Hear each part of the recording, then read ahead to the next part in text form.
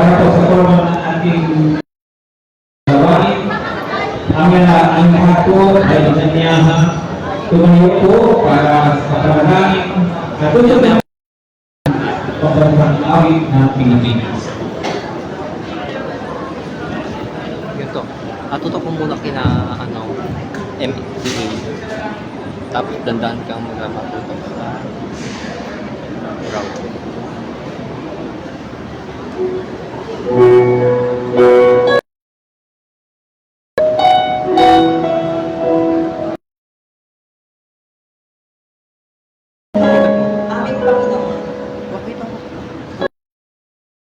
Nagpapasalamat sa araw na ito na iyong ibinigay upang muling ka naming mapagpapalala.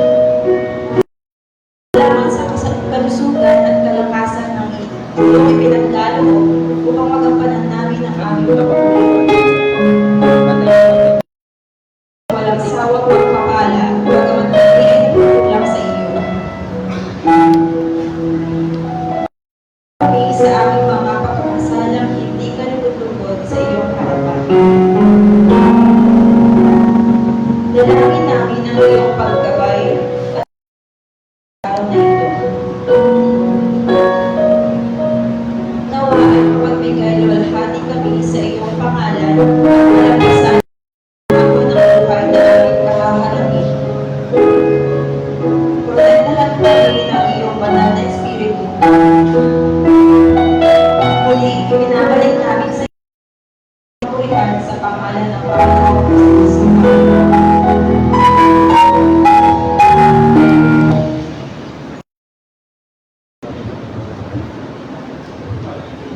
Mga kababayan, ang pagbansang awit ng Pilipinas.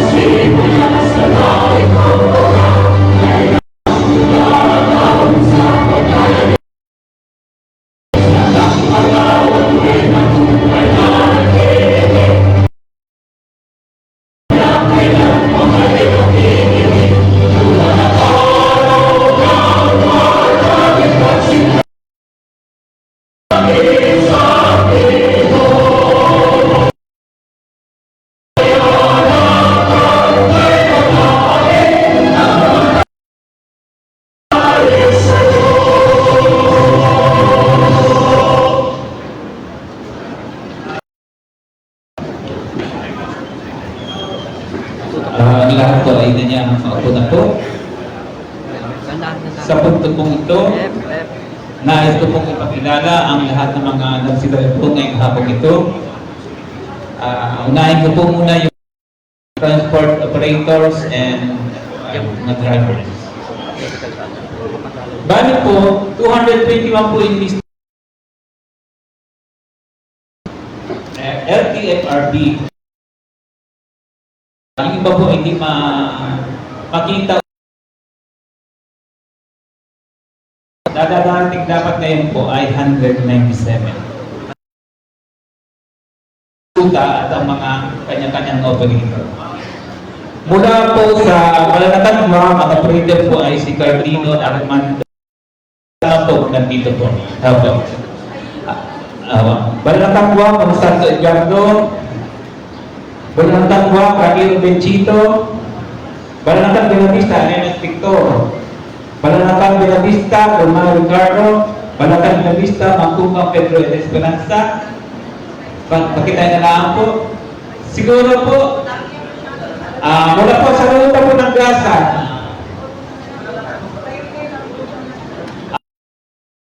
Malanatan Benavista, pakita na lamang po. Lahat po ng yan po ang mga operators. Salamat po. Mula po naman sa ruta ng Malanatan Gaza. Meron po ba? Ruta po ng Malanatan Ilayagwa. O, salamat po. Ruta ng Balanakan ni Pata. Meron po ba? Meron po. Balanakan Kalangkang. Meron po ba? Balanakan may po ba? Balanakan Santa Cruz. Salamat po. Balanakan Santa Cruz Via Tila Barcana. Okay po. Salamat po.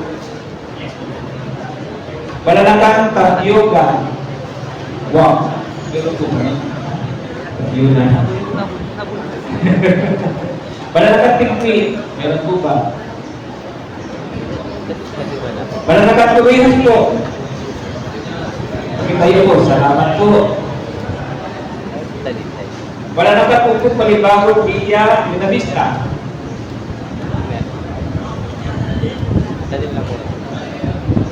Wala naman po. Balanakan Pier, Barangay Luya, Villa Mungpo. Wala po. Balanakan Pier, Villa Minavista, Mungpo, Guanggasan. Balanakan Pier, Mungpo, Kinaya, Guang. Balanakan Pier, Guang, Villa Mungpo. Balanakan Pier, Kawi, Pier, Villa Mungpo, Guang. Balanakan po Masiga, Gasan, Iyawak. Meron po ba? Balanakan po Santa Cruz.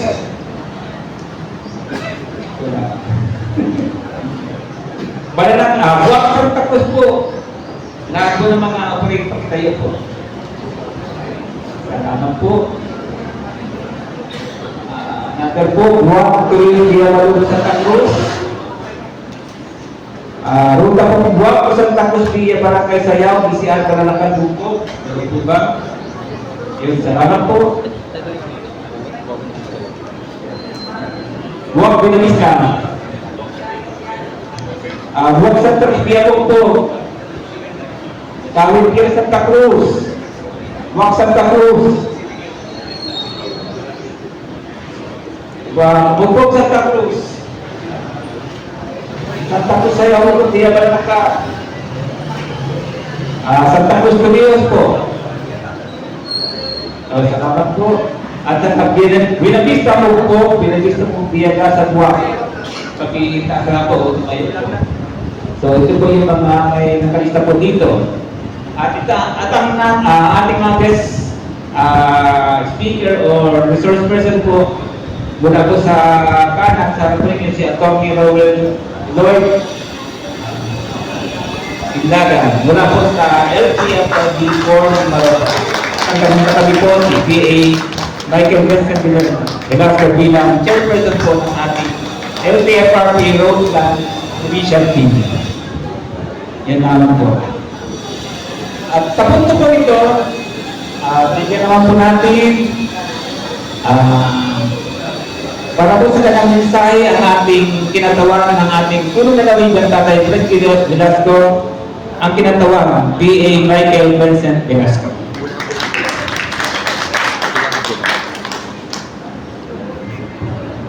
Salamat. Magandang hapon po sa inyo. Siyempre, pinabati ko po ating guest po from LTFRB, Mimaro, si Atty. Rowen Ilagan. Palapakan naman po natin. Of course, sa inyo po lahat, mga kaharian, mga kasama po natin dito sa ating mga operators. Magandang hapon po ulit. At si Governor po ay humingi ng pasensya na hindi po siya makaka-attend po ngayon at may equal important meeting rin po siya ngayon. Pero pinapaabot lang po niya ang kanyang pagbati at palapak na rin po natin si Bukal Tres Mangkuka. Alam niyo po kung bakit po kayo nandito. This is regarding yung ating modernization program ng ating ng gobyerno under President Marcos. At alam ko po, marami po kayong katanungan at alam niyo naman po ang pinaka-goal lang naman po ng modernization program ng ating gobyerno ay para po mas maging efficient po ang transport system po natin. At syempre, ang ating mga public transport po ay mas maging environmentally friendly Ganun po. So, I'm sure dito po si Attorney Ilagan para magbigay po ng update sa inyo sa batas po ng modernization program. Nagbibigay lang po siya mga konting updates. And of course, yung importante po syempre regarding po doon sa consolidation po ng mga inyong franchises po. Napaka-importante po at may deadline po kasi ito. So kung kayo po ay I'm sure may marami po kayong mga katanungan, kaya nandito po si Attorney para sagutin po yun. So sa inyo po, sana po maging productive po itong pagkakikita po natin at magandang umaga po sa inyo lahat. Thank you po, PA.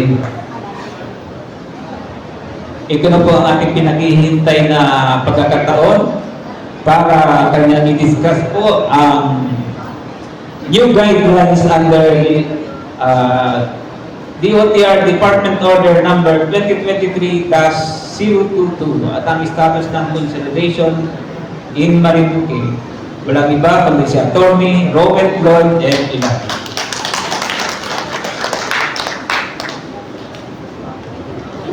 Thank you po, sir. Magandang hapon po sa inyong lahat. Kami po ay sa LTFRB Mimaropa ay natutuwa na makasama kayo ngayong hapon.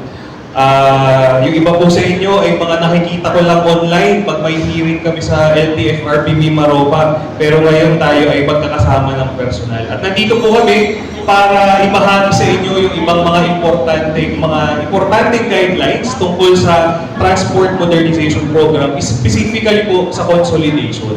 Po. At pag meron po kayong mga tanong, meron po tayo mamayang inilaan na oras para dito. Po. Sige po, simulan ko po. Doon kung nagsimula ang taong 2024, naglabas po ang LTFRB ng Memorandum Circular 2024-001 na nagpapalawig ng deadline para po sa consolidation. Alam ko po, batid ninyo na ilang beses na itong paulit-ulit na ine-extend ng ating pamahalaan para po mabigyan ng pagkakataon yung mga hindi pa po nakakasama sa consolidation na makasama. Po. At sa huli pong naging extension ay pinalawig po ito ng ating Pangulong Marcos Jr. hanggang April 30, 2024. So isang buwan, di ba? Wala na yung araw na ito. At sa pag-extend po ng consolidation deadline, in-extend din po ang mga provisional authorities ng lahat ng mga operators. Kayo man ay nag-consolidate o hindi. Yung pong provisional authority na yon, ang inyong nagsisilbing otoridad o authority para po kayo ay makabiyahe. Para po kayo ay hindi ma-consider na kolorum. Po, kayo po yung legal na bumabiyahe sa ating kalsada at magsakay ng mga pasahero. So valid po ang inyong provisional authority hanggang April 30, 2024 para po doon sa mga hindi pa nagko-consolidate natin. Tinatawag po natin sila mga individual operators. Ang tanong po natin, paano po kaming mga operator, individual operator na sumama sa consolidation? Meron na po kaming sinalihang co-op o korporasyon. Ang inyong pong provisional authority sa inyong co-op ay may visa hanggang katapusan ng taon o kapag kayo ay nabigyan na ng panibagong praktisa. Ibig sabihin po, kahit matapos yung April 30, 2024 deadline, kayo po ay meron pa rin authority na bumiyahe kasi po kayo ay nag-consolidate. Yung po ang kaibahan ng individual operator at sumama sa co-op o korporasyon. Pero po, doon sa ating authority para tayo ay makabiyahe sa kalsada, siyempre kailangan ang ating pong LTOOR ay current po dapat ito. Ibig sabihin, dapat naka-renew tayo sa LTO. Alam naman po natin, di ba? Bago tayo makapag-renew sa LTO, ano po kailangan natin gawin? Magpa-confirm, di ba? Kailangan po muna ng confirmation sa LTFRB bago dumiretso sa LTO para magpa-renew. Ngayon po, yung mga individual operators na hindi nag-consolidate, kung ang plaka po ninyo ay ending 4, kayo po ay pwede pa rin namang magpa-confirm. Kaya lang, hanggang April na nga lang po. Kasi nga, hanggang April 30 lang po yung ating deadline. Okay po? Sa ating pong pag-uusap ngayong hapon, ito po ang status ng consolidation sa Marinduque. Sa record po namin sa buong lalawigan ng Marinduque, regardless po kung ito ay PUJ o UV Express, ang lahat po ng ang kabuuang bilang po ng mga mayroong valid na authority para bumiyahe ay 435. Okay po? At doon po sa 435 na yon, may 240 na po tayo nagpo-consolidate. So, kung ta-translate po natin siya sa percentage, medyo may kababaan po siya. No? 49%. Hindi pa po pumapasa. No? Hindi pa 50. No? Wala pa. Isang porsyento na lang. Pasado na. No? So, 49% po ang ating consolidation rate sa Marinduque as of today. At 221, mas marami po yung hindi nagpo-consolidate. 221 po. At ang number po ng mga ruta na walang nagko-consolidate ay 77. Medyo marami. So ano po ang epekto niyan pag natapos yung April 13, 2024 deadline? Ito pong 77 ruta na ito na walang nag-consolidate, wala pong tatakbo dyan. Maliban na lang yung mga nag-consolidate. Sila yung pwedeng mabigyan ng special permit para tumakbo doon. Pero syempre po, ang goal nga po natin ngayong hapon, yung pong mga individual operators, sana sumama po sa consolidation para po walang maiwan after the April 30 deadline. Pero alam din po namin sa LTFRB Mimaropa na marami po dito sa Marinduque ay may mga ruta na iisa lang yung operator. Tama po. Marami pong mga ruta, may listahan po ako dito. Kagaya po ng Balanakan, hindi ko po alam kung may tumatakbo pa dito, pero sa record po namin, Balanakan, Pier to Barangay San Isidro via Ipil, Bugpok, mag-isa lang po ang tumatakbo doon. Balanakan to Santa Cruz via Putilao, Bathala, Lusok, and Ipil, isa lang. Balanakan to Santa Cruz via Silangan, Bugpok, isa lang. Kaya po, naiintindihan po namin na hindi sila makapag-consolidate kasi ang idea po ng consolidate, magsasama-sama. Paano ka nga naman magsasama-sama kung mag-isa ka lang? Diba? Hindi naman, walang mangyayaring consolidation kapag ganun. Po, alam ko po, ito ay na-discuss na din nung nagpunta po dito yung ating board member patches nung huli po nilang punta dito. At yun po ay inulit namin sa kanila sa central office na dahil po mababa ang consolidation rate sa Marinduque, para po mapataas ito, sana po ay maglabas sila ng guidelines that will address the situation. Po, na para itong mga nag-iisa lang sa ruta, mabigyan ng pagkakataong mag-consolidate before the deadline. Kasi ayaw na po namin maiwan yung iba sa inyo na hindi pa nagpo-consolidate.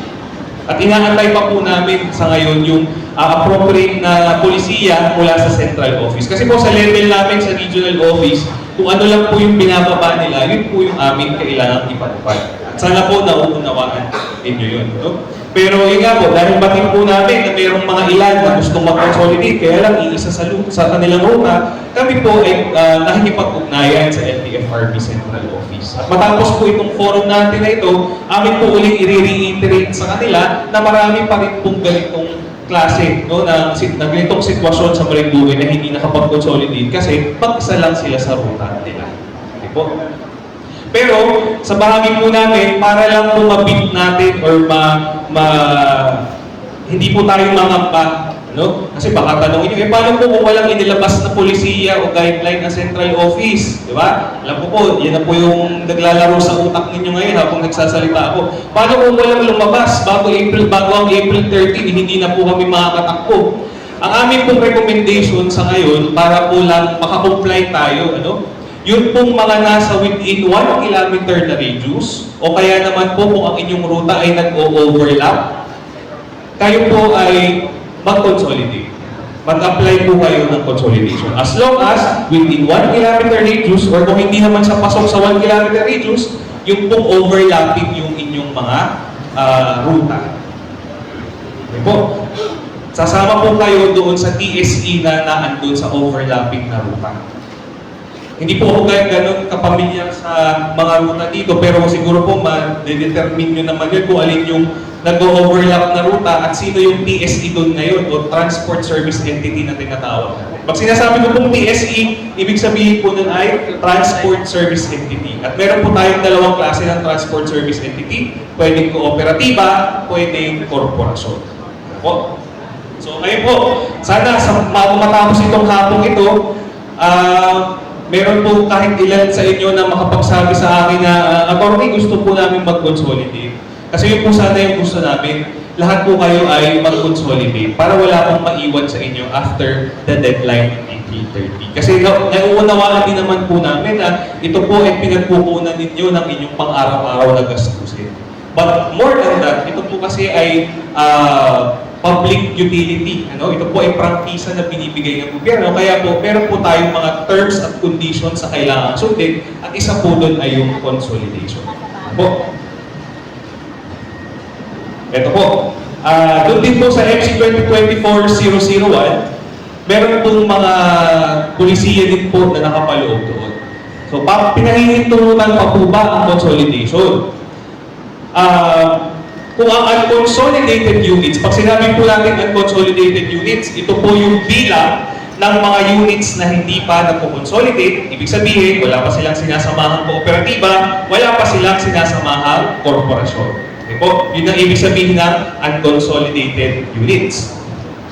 Kung base po sa aming record, ang bilang ng number of authorized units doon na unconsolidated ay 40% o pataas, pwede pa po mag-consolidate. Meaning, pwede bumuo ng separate, cooperative, or corporation yung mga individual operators.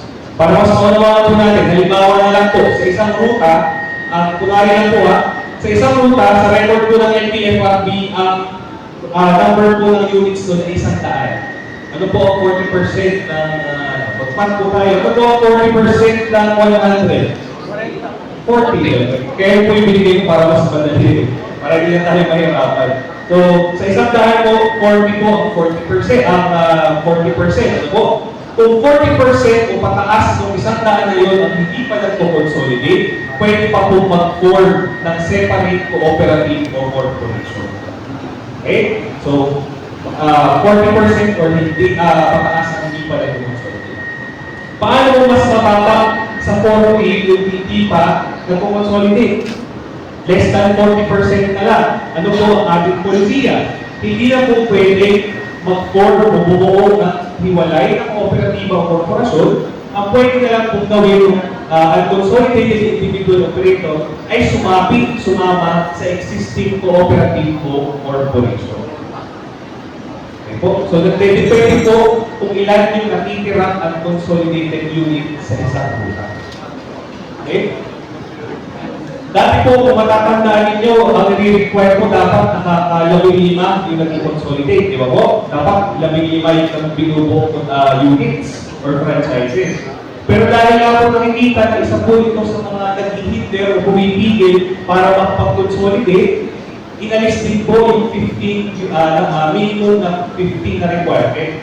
So, pinapayagan na rin po natin na mag-consolidate kahit mas mababa sa 15 yung mga nag-consolidate, basta po kayong nag-consolidate ay majority ng number of authorized units sa ruta.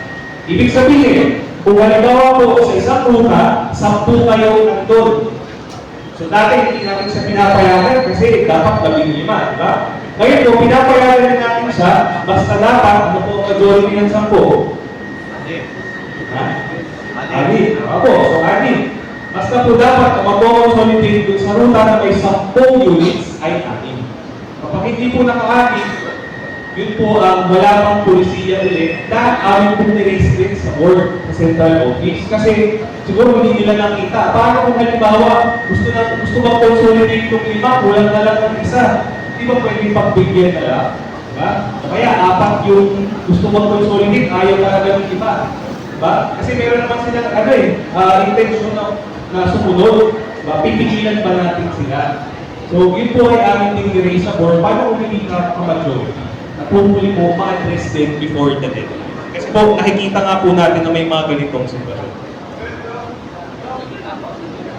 Nabanggit ko lang po kanina, ano po ang mangyayari after the April 30, 2024 deadline. Huwag po natin isipin sa ngayon na, ay, mag-i-extend na naman yan. I-extend ulit yan ni President Marcos Jr. pagkatapos before April 30. Mapipressure ulit. Sana po yung deadline na binibigay sa atin or extension ay atin pong ginagamit, no? Atin pong sinusulit. Kasi sayang po yung pagkakataon. Okay po? Huwag po natin iisipin na may extend pa yan. isipin po natin, kailangan nating mag-comply para after the deadline, may extension man or wala, hindi ako problema kung ako ay makakatakbo pa sa kalsada. Kasi po, after the deadline, assuming walang extension, hindi po natin pinag-uusapan na extension dito, the individual operators po na hindi nakapag-consolidate ay hindi po natin papayagang tumakbo sa kalsada. Kasi wala na po silang authority para makabiyahe. Paano naman po kung nag-consolidate? Gaya na sabi ko kanina, sila yung may authority to operate. Okay? Sila po yung merong legalidad para bumiyahe. At ito po mga consolidated transport service entities natin, mga cooperative or corporation, sila yung mabibigyan ng prangkisa either 5 years or 7 years. Ano po ang pinagkaiba? 7 years kapag may modernized, 5 years kapag po ang gagamitin ay traditional. Ano pong ibig sabihin nun? Pwede pa palang gamitin yung traditional. Kasi nga po, nakikita din na yung iba namang mga traditional natin ay maayos pa. Okay po? So, kaya po, hindi po natin sa ngayon, hindi po natin pinipilit talaga na magpalit kayo ng modernized. Okay po? Hindi po natin kayo pa pinipilit o hindi pa po kayo nare-require. Ang importante po ngayon ay mag-consolidate. Huwag nyo lang muna kung isipin paano yung mga units namin, saan kami kukuha ng pera. Consolidation muna, yung ating iisipin. Kaya nga po tinanggal yung polisiya, kung maaalala nyo din, may dati pong polisiya na 6, 9, 12, na dapat within 6 months, 9 months, 12 months, makapag-modernize. Paano nga kung halimbawa hindi pa na-approve yung LPTRP? Namang problema na nga si Ma'am Marian kung paano ma-approve ang LPTRP ng Marinduque kasi hindi makalusot sa DOTR. So, huwag niyo muna pong isipin yung pagpapalit. Kasi nga po, tinanggal na muna yung timeline na 6-9-12. Ano po? Ang importante po ngayon, mag-consolidate before the deadline. Mas pinadali din po natin yung mga requirements para makapag-apply sa consolidation. Kung dati po, kapag makapag-file, medyo maraming hinihingi, ngayon pinasimple natin, ang kailangan na lang po ay LTO o ORCR, tapos po affidavit of conformity. Ano po yung affidavit of conformity? Ito po yung pinipirmahan ninyo na patunay na kayo ay sumasang-ayong sumama sa isang kooperatiba at korporasyon at yung pong inyong individual franchise ay mawawala kapalit ng ibibigay sa kooperatiba o korporasyon. At CDA, kung kayo po ay co-op, CDA Certificate of Registration, kung kayo naman po ay korporasyon, SEC, Registration o Certification. So, mas padali po kayo mag-apply for consolidation. At may konti pong administrative fees. Pag po meron sa inyo na nagsasabing hinihingan kayo ng malaking halaga na pambayad, huwag po kayo basta-basta magbibigay. Makipag-ugnayan po kayo sa NTFRB, tumawag po kayo sa aming hotline para siguraduhin na ito nga ba talaga yung kailangan para sa pag-file ng application for consolidation. Pero yung iba pong mga requirements na hinihingi dati, kakailanganin pa rin po yun during the hearing na po. Kapag nag-hearing na po tayo. Pero para po kayo makakomply sa consolidation, ito lang po muna yung ating hinihingi. Mas madali na po, di ba? Mas simple na po.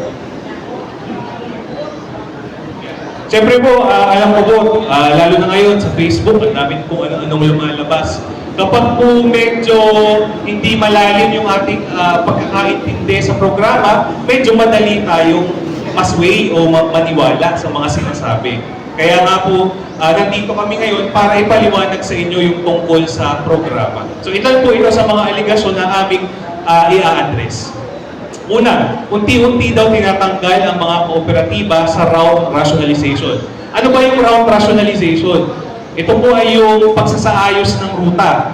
Yung mga existing kong ruta, i-modify, pwedeng umapa, pwedeng umiksi, pwedeng wala siya kasi mapupunta siya sa iba. No? Pero, hindi po dahil kayo ay kooperatiba, mawawala po kayo sa ruta. Kasi kung kayo po yung existing na entity dun sa ruta, kayo po yung may karapatan na tumakbo dun. No? Meron po tayong patas na oportunidad para magkaroon ng ruta, kayo man ay kooperatiba o korporasyon. Isa pa po, meron tayong tinatawag na prior operator rule. Ibig sabihin niya, kung kayo yung tumatakbo sa isang partikular na ruta, kayo yung may karapatan sa ruta na yun. Hindi po pwedeng may ibang makapasok dito. Yun po yung tinatawag natin prior operator rule. Pero kung new or developmental routes po, ibig sabihin mga bagong ruta na bubuksan, ito po yung mag-undergo ng selection process na tinatawag natin. Pero sa ngayon po kasi dahil nga pinapa-revise po ng DOTR yung LPTRP ninyo, wala pa po tayong selection process. Pag na-approve na po yung mga ruta ng mga new, mga bago, doon po tayo magkakaroon ng selection process kung saan yung mga kooperatiba o korporasyon ay maaaring mag-bid. No? Mag-bid po sila. Bidding process po ang mangyayari, magpapasa po ng mga requirements para makita sino ba yung qualified para sa ruta ito. Na new ha, new style. Hindi po rationalize. Kasi pag rationalize, ang tatakbo po doon ay kung sino yung dating nandun. Yan. Isa pa pong binabatong aligasyon ay ginagawa daw ng LTFRB yung mga ruta sa mga politiko, LGU, at pribadong korporasyon. Ang partisipasyon po ng LGU pagdating sa mga ruta ay pagpaplano, paggawa. Ano? Kung ano yung mga rutang mananatili sa inyong local PTRP. Yun po ang kanilang partisipasyon. Bakit po ang LGU, ang local government unit, ang merong kakayahang mag-identify ng kanilang mga mamamayan. Kaya po sila ang gumagawa ng LPTR.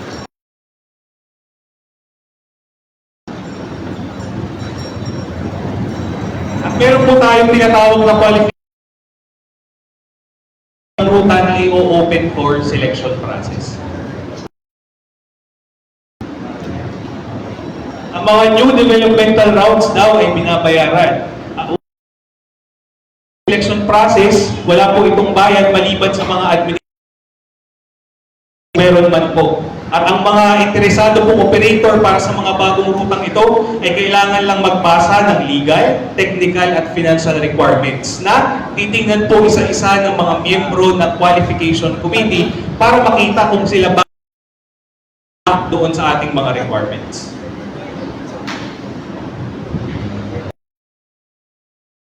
So ngayon, ito po, gusto po natin sagutin na yun po itong mga ganitong bagay. No? Una, environment friendly, reliable,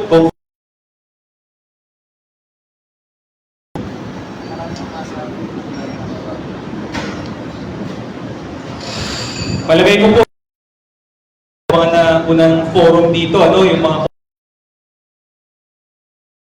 punta po namin dito, gusto po talaga sana namin ma-encourage kayong ma-consolidate. So, hindi ko na po ito pauulit-ulitin, no?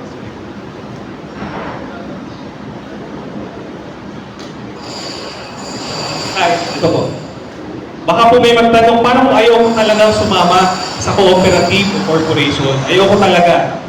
Hindi, nasa inyo po yun, no? Nasa inyo pong desisyon yun kung hindi po talaga kayo sasama. Yun nga lang po, gaya na banggit ko kanina, after the deadline, mawawalan po tayo ng authority to operate. Pero, meron po tayo dalawang social support program. Ito po yung Super Scholar at saka Entrepreneur Program. Okay po, ito po yung mga programa na tutulong, magbibigay ng assistance dun sa mga operator na tinatawag po nating madi-displace o mawawalan ng authority after April 30, 2024.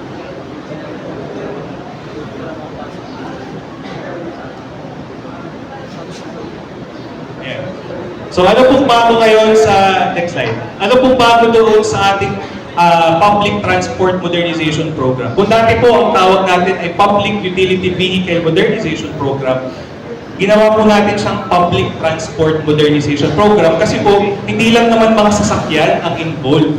No? Marami din pong mga aspetong involved dito. Kaya po Public Transport Modernization Program ang tawag natin o PTMP.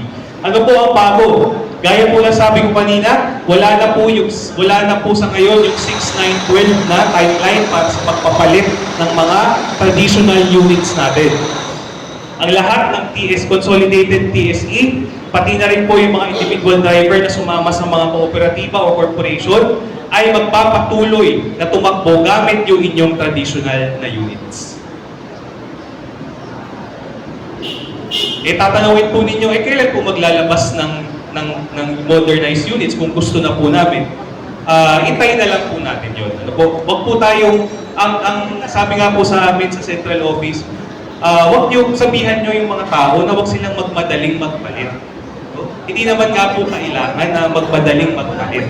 Kasi po mahirap, hindi po siya basta-basta, no? Hindi po kailangan ngayon na magpalit muna.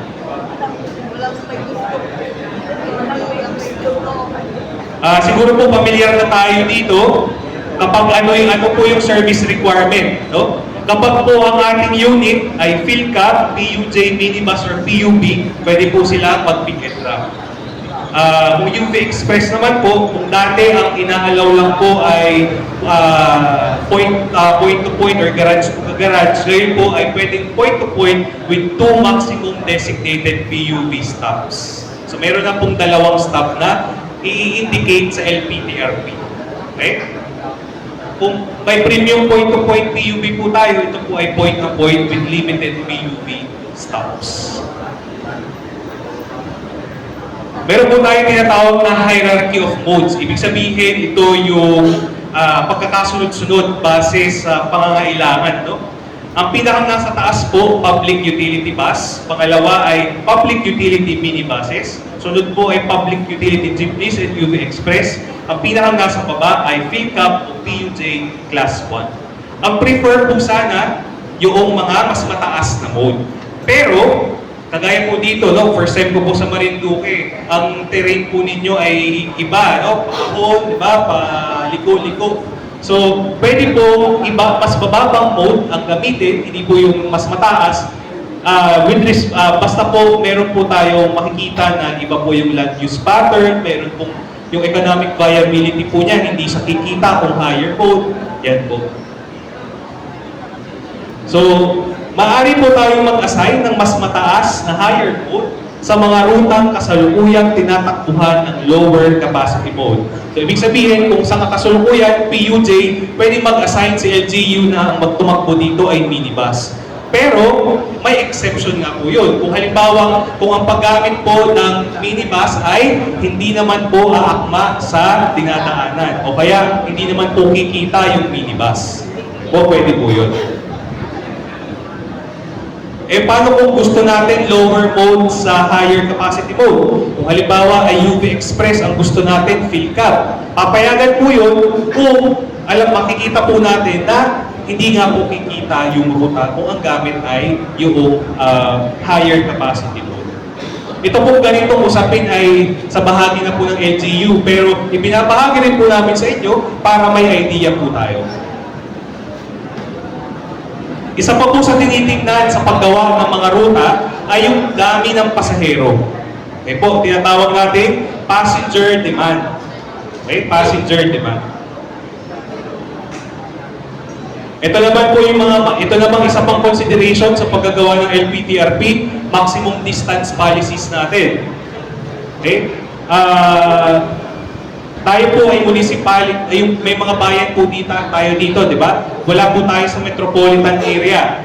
So ano po ang maximum distance?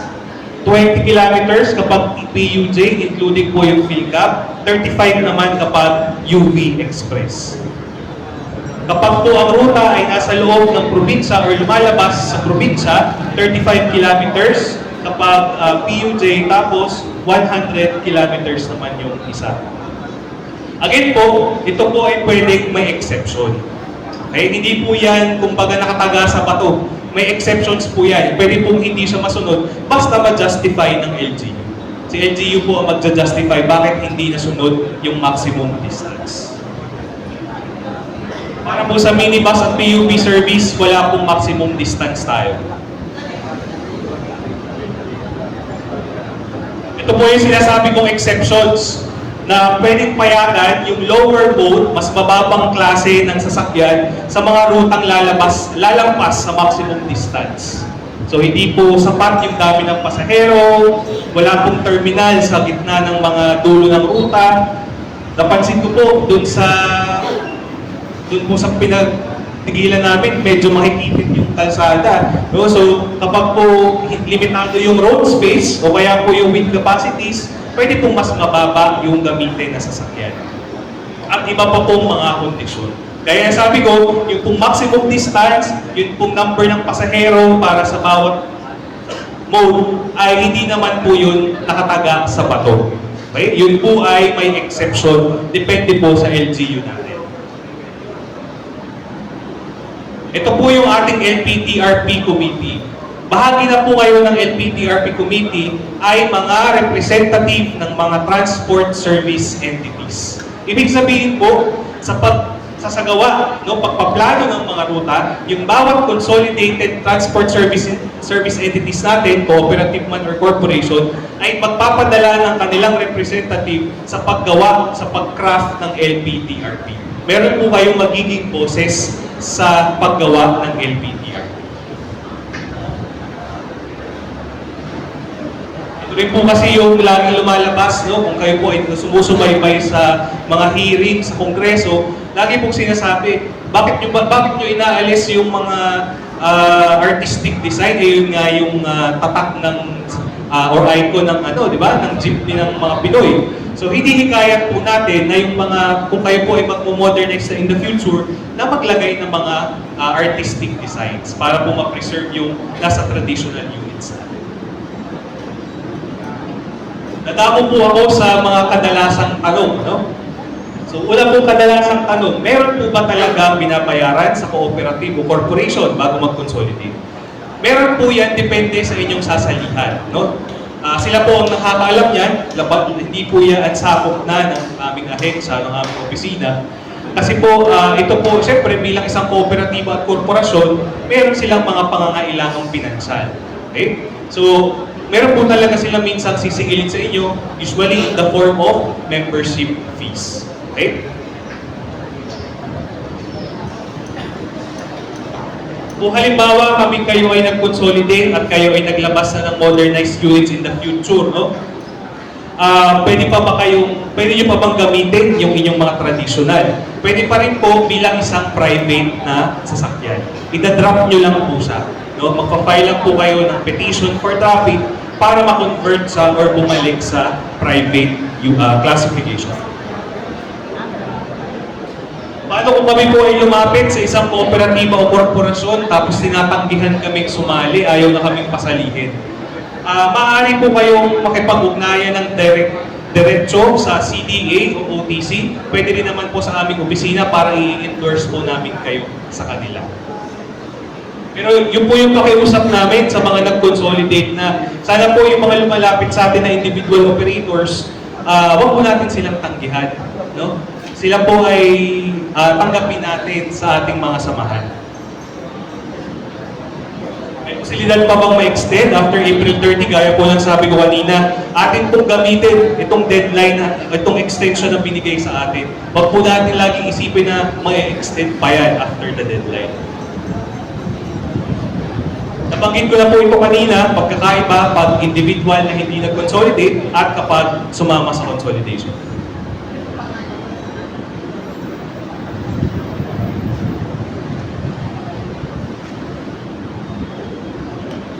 Nabanggit ko rin po kanina, kung ayaw nyo talaga sumama, meron po tayong social support programs na nakalatag para sa inyo. Okay po. So, sa pagkakataon pong ito, no, gusto ko na pong magpasalamat sa ating pamahalaang panlalawigan through Ma'am Marian Conana, no, sa ating Provincial Planning Development Office para para sa kanilang tulong para maidaos itong ating gawain ngayong hapon. Gaya po ng nabanggit ko kanina, ang gusto po sana namin walang maiwan after April 30, 2024. Sana po lahat tayo ay makapag-consolidate para lahat po kayo makakabiyahe pa rin after the deadline. Ano po? So, kung halimbawa po, meron po kayong mga ibang concerns, may mga katanungan kayo, ang amin pong opisina ay pwede nyo pong tawagan. Siguro, i-flash na lang mamaya po yung aming contact number at saka email address. Pero ngayon po sa bahaging ito, kung meron po tayong mga tanong tungkol po sa ating consolidation at sa ating programa, pwede po kayong magtanong.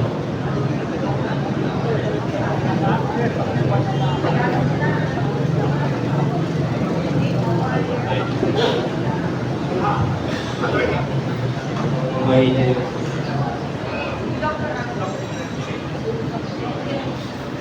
okay. Magandang hapon. Una, nagbati sa kay kagalang-galang at tuloy magpapang. Magandang hapon po. Sa ating panawin mula sa LTFRB, Atty. Roel. Sir, kita na po tayo sa gato. I am Dr. Carlos po from PCC2. Ang isa sa sabing pinakamalaking transport cooperative sa bayan na sa lalawigan ng Marinduque, nagkaroon ng 7 at 1 consolidated units. At kahapon lamang po ay natanggap na rin yung opisina ang aming 5 rota for consolidation. Ang problema lang po nito, Atty., ay yung una ay lusot. Dapat kasi epic lang sila. Okay? Ang problema yung dalawa ay 4. Yung isang rota ay 2 lang sila. At yung 2 rota ay tig-isa lang sila. Nabanggit nyo naman kayo na paliwanag sa akin na kayo po ay nag-iitay ng special guidelines pertaining to these issues of concern. Ang amin lang po sanang hiling, just in case na hindi dumating yung issuance, maraming po coming from the LTFRB main office, ay baka po pwede namin isama ito doon sa same route structure na nasasabot po yung 1 kilometer radius doon sa existing consolidated unit.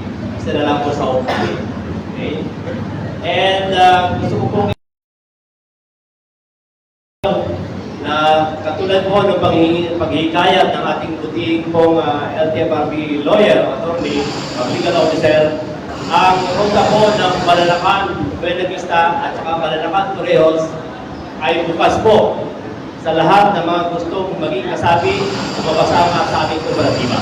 Kailanman po, hindi kami tumatanggi, maliban na lang ang attorney doon sa matagal po nang kinapila sa inyo, pagsapagpenta doon sa Punto Financial Capability, na alam ko ito ay pinadala namin ng Central Office sa pagkwenta ng 20,000 Financial Capability na kung saan kami pong 7 o ito level 5 na kinapoconsolidate namin ngayon ay nangangailangan kami ng around 60,000 each para lang makover just in case dumating yung hearing para pumapasa kami sa consolidation. But for the time being, we are more than willing and actually we have submitted these 5 rounds for consolidation. Kaya muli mga kasama sa hanap buhay, lahat po ng may rota ng Buena Vista, Malalacan, Buena Vista at Diretsyon ng Torrijos, bukas po ang aming kooperatiba o po kayo ay tagapin. Maraming salamat. I-address ko lang po yung regarding sa financial capability requirement. Dati po, di ba, tayo mga individual operator, pag nagre-renew ng prangkisa, hinahanapan po tayo na bank deposit, di ba? Magkano po ang hinahanap sa atin during the hearing? 20,000, di ba? Per unit. Po. So, sa consolidation po, ganun pa rin naman yung hinahanap. 20,000 per unit.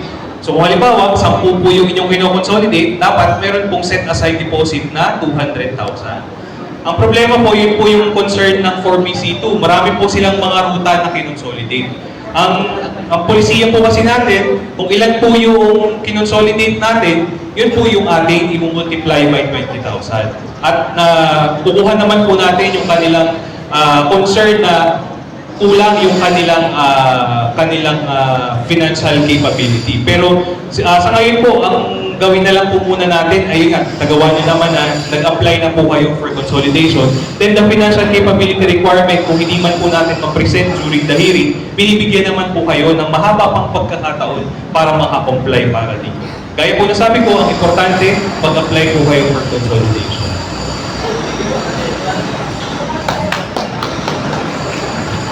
Kung address po ay ating pong chairman ng Sangguniang Lalawigan sa Committee ng Transportation. At the same time, sa Local Public Transport Route Plan o LPTPRP Committee, siya po ang ating Vice Chair. So magiging kasama natin siya sa pagbuo ng ating plano. Bukal.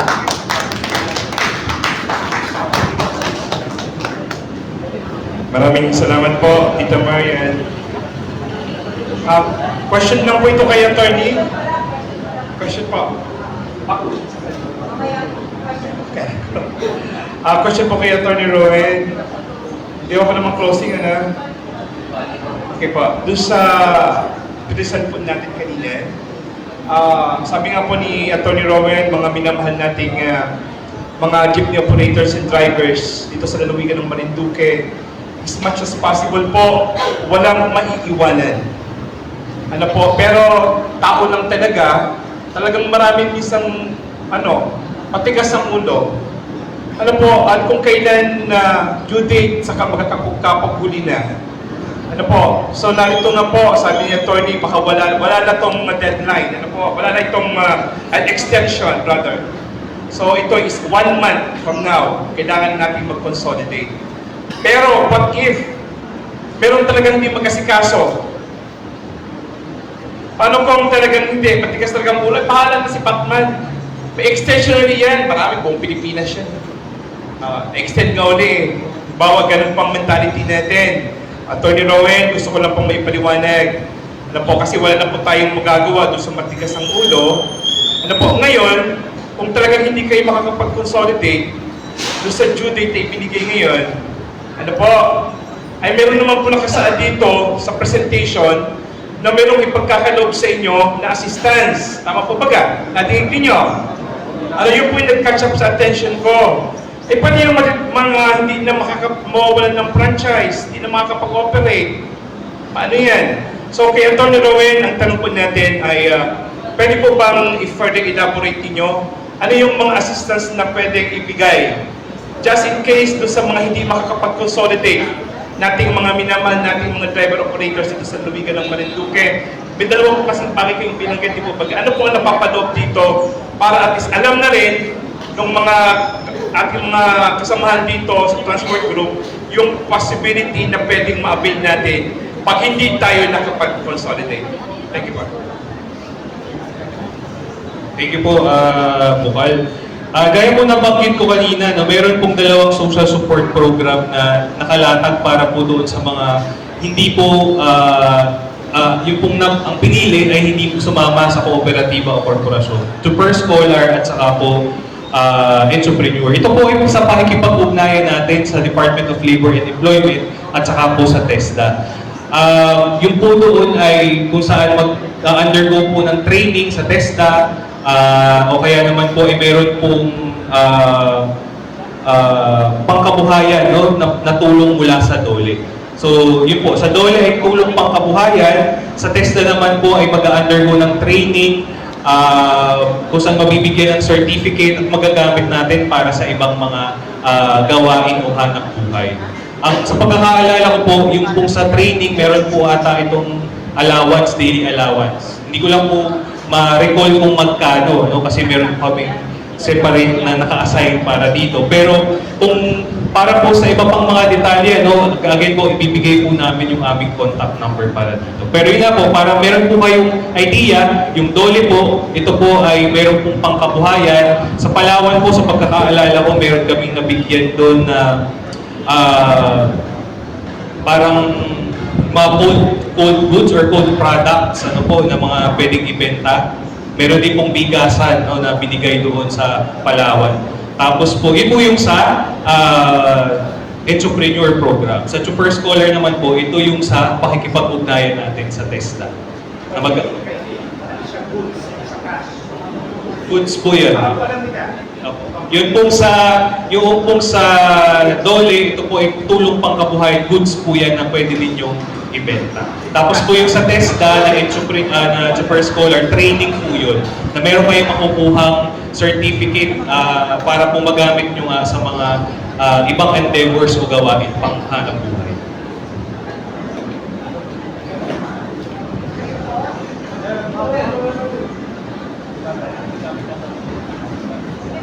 Kasama po doon sa Super Scholar ay mga driving, baking, mga ganyan.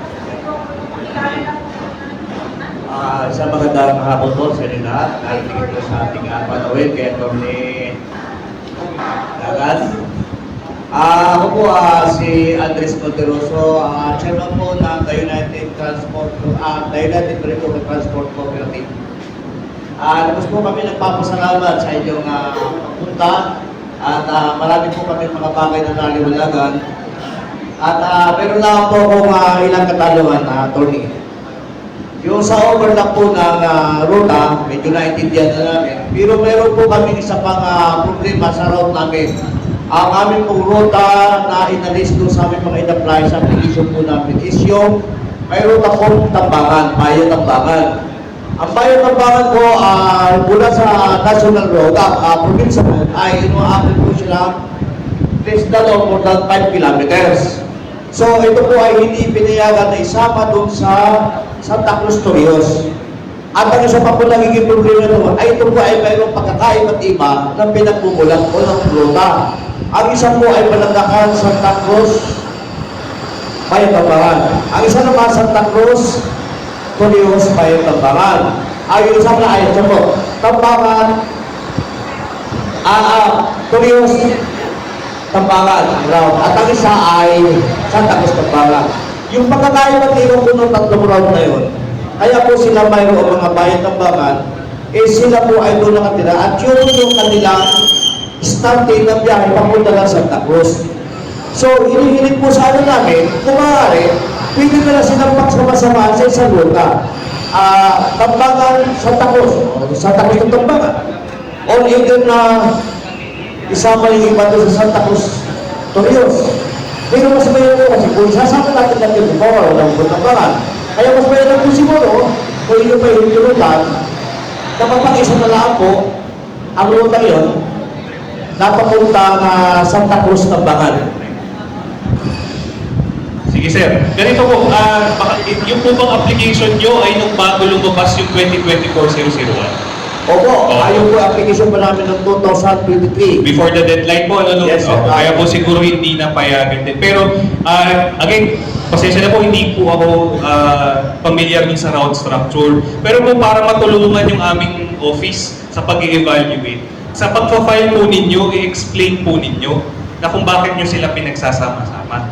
Ano po, hindi Okay, po yung pro forma lang natin na ginagawa. I-elaborate po natin bakit po natin sila gustong i-consolidate, gaya po ng mga nabanggit ninyo. At ganoon din po sa mga ibang mga ruta na may intensyong magsama-sama. Ipaliwanag nyo po bakit sila i-consolidate. Kahit hindi sila pareho ng, kung sila po ba ay overlapping, kung sila po ba ay nasa within 1 kilometer radius o iba pang mga dahilan para po makita namin. Actually po, nakapagbigay na po kami na sulat sa Director sa region po. Okay po, maraming salamat po. Magandang hapon po, Atty. Ito lang po ang katanungan ko. Doon sa amin sa bayan ng Ugbo, ay hindi rin po maintindihan dahil may nagbubuo ng isang kooperatiba. Ngayon po, para po matutukan na ito, kami po ay nakapag-consolidate na 17 tao doon sa bayan na yun. Ngayon, parang sila nagbubuo. Kaya gusto ko pong maano sa inyo kung ito pangaling kung ito ay pipili pa at napasukin ang bukod. Kaya nandito po yung papel, napakita ko sa inyo para pagkakaroon ko ninyo. Para malaman namin kung bakit po tayo walang na at yung palibakong bubuo ang gusto nilang mangyari. Ano po yung ruta ninyo na eksakto, sir?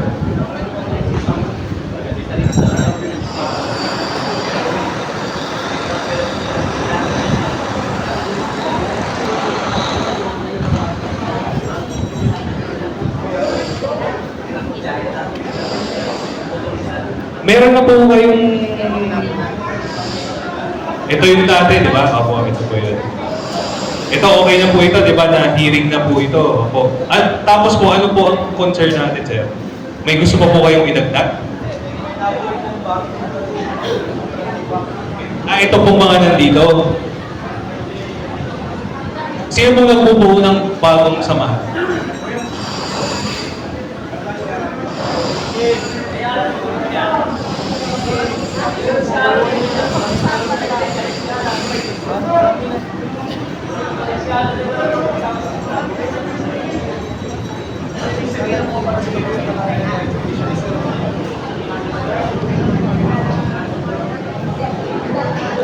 Kasi ito po, ibig sabihin, meron kayong, kayo po ay nakapag-apply for consolidation noong 2021.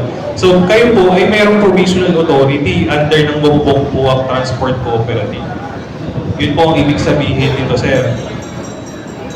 Pero po, ito pong mga nandito ay gustong mag-form ng panibago. Gusto pong, ano ba? may iba pa pong gustong sumama. Titingnan po natin yun, gaya ng nabanggit ko kanina, kung ilan po ba yung natitirang unconsolidated, kung papasok dun sa role natin. Kung hindi po siya, kung pasok po siya, pwede po natin siyang payagan. Kung hindi po pasok, hindi po sila makakapag-form ng kanila. Okay po.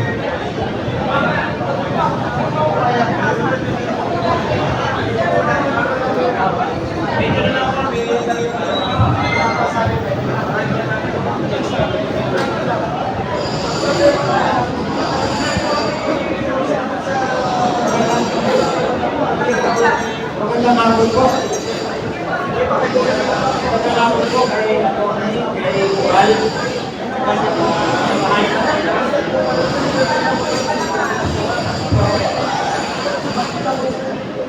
Ang concern ko lang po ay yung po sa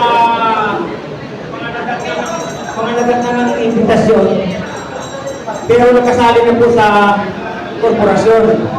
Ano po ang dapat nilang gawin? Tuloy na rin po ba yun, under process? Sila po ay nabigyan ng invitation para po dito.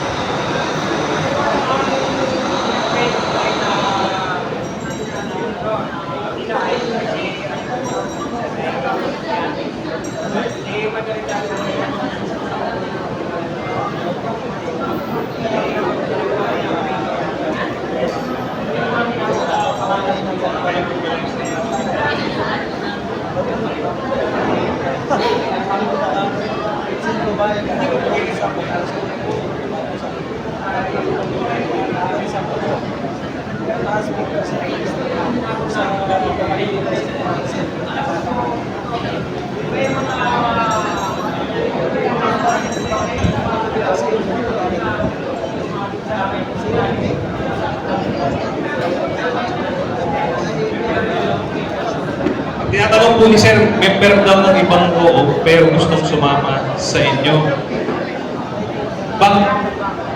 Bakit po sila aalis sa inyong oo? Ay, doon sa dati ibang oo.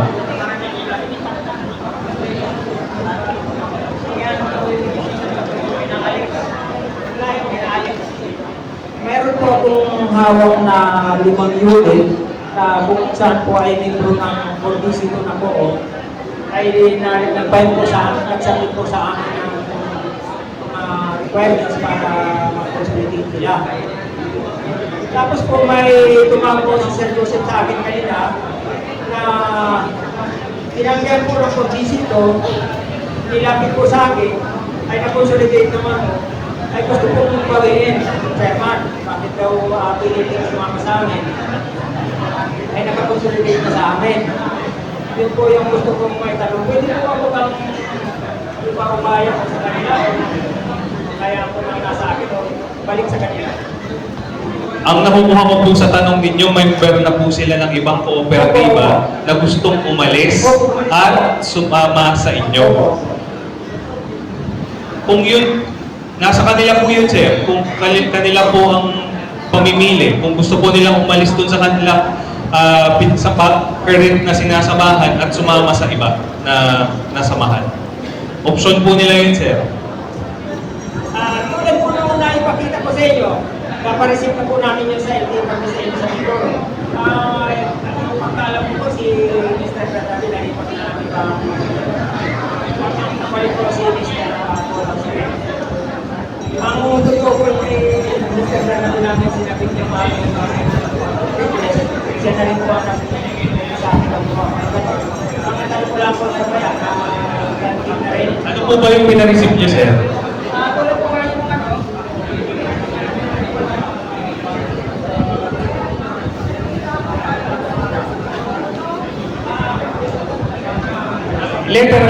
Letter pa lang po ito, pero wala pa po kayong application. Sir, hindi ko kasi kita yung mismong detalye nito. No? Pwede, kunin ko yung isang kopya nito. Pero regardless naman po kung sinong kausap nyo noon, kasi nga po para po sa kaalaman din ng iba, yung ating pong dating regional director na na-assign na po siya sa ibang region, sa region 4A na po siya. Ang OIC po natin ngayon ay si Attorney Paul Vincent Ostrea. Po. Kung makausap nyo naman po nun ay si RD Bernabe, wala naman pong kaso yun kasi ang kanya naman pong nire-representa nung time na yun ay ang LTFRB ni Maropa. Ano po? Para na lang po, titingnan po namin itong sinabit ninyo kung ano ito. Pero sa pagkakaalala ko po, ang Unity Public Transport Corporation ay merong final na motion for acceptance for consolidation at naglabas po ng order na pagkakaalala ko ay pinapayagan din mag-apply. Nag-apply na po kayo? Nag-submit na kayo ng application? Meron po mga compliance na sir na... Ayun, kailangan po natin yung i-submit bago mag-deadline. Nabanggit po kay Sir Yosef kanina na kay April. Sige po, i-apply basta hindi po dahil nag-motion kayo, ano na yun ha, mayroon na kayo consolidation, hiwalay po yun. Sir, ulitin ko lang po. Ano po yung mga ibang miyembro ng po na gustong lumipat sa akin at tanggapin ko po? Kasi kung tatanggapin ko at tapos ayaw naman ninyo, problema lang. Nasa MC20, tama din po pagkaalala ko, 2024-001, pinapayagan po ang mga individual, ang mga operator na umalis dun sa kanilang sinasamahan. Basta wala pa po Certificate of Public Convenience na ibibigay. At dapat po, lilipat man sila before the deadline po. No, kasi baka mamaya, umalis sila doon sa kanilang kooperatiba, di naman pala nakapag-file ng application for consolidation yung bagong sasamahan. Pero dapat po, bago gawin yun, mag-file po ng motion for withdrawal yun pong sinasabi ninyo ng mga individual operator para maglabas po ang aming tanggapan ng order na ginagrant po yun at pagkatapos yun, mag-file po kayo ng panibagong application. Sir, may hawak ko akong request na nag-withdraw siya. Ano po yun, napanotaryo o submit sa inyo? Ipapanotaryo nyo po kasi motion po yan, sir. I-apply nyo, i-submit nyo po kung sabi nyo, pupunta kayo dyan ng April 1. Isama po ninyo yun sa mga isasubmit ninyo. Maraming pong salamat.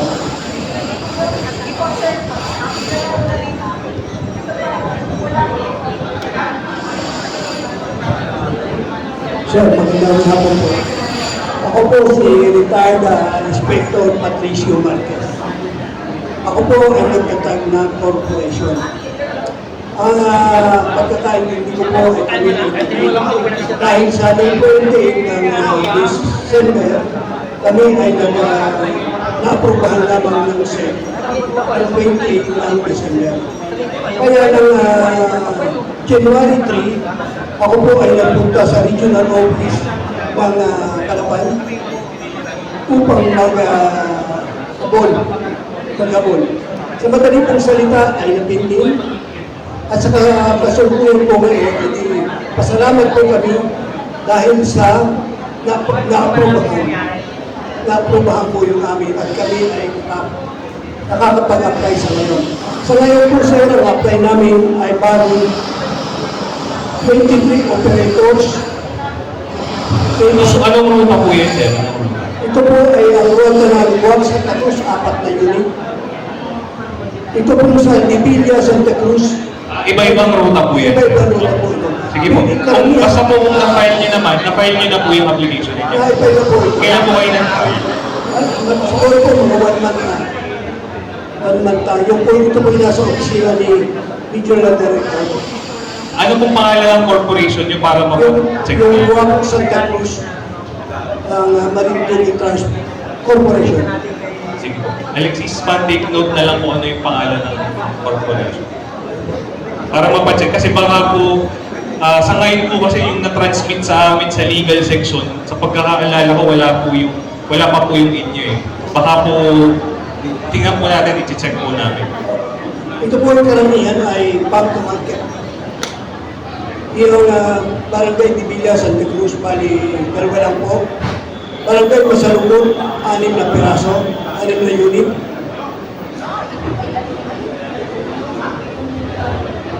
Yung Barangay Angas po, Santa Cruz, Tampraper, ay bali 5. Tika, Santa Cruz, bali 4 po yan. Barangay Santa Cruz, Tumagabog, bali 2 pong unit. Ang Balanakan, Lukbuk, Santa Cruz, at saka Tambangan, sa madaling salita ay nagkaka-4 na pong piraso. Sa total of 23 operators and 27 Ang titingnan po natin dyan yung magkakaparehong ruta ha. Hindi po sila yung pagsasama-samahin natin na 23. Bali, hiwa-hiwalay po yan kung alin po dyan yung magkakapareho. At titingnan din po natin, base dun sa napaliwanag po kanina, kung pasok po dun sa ating guidelines. Ano po?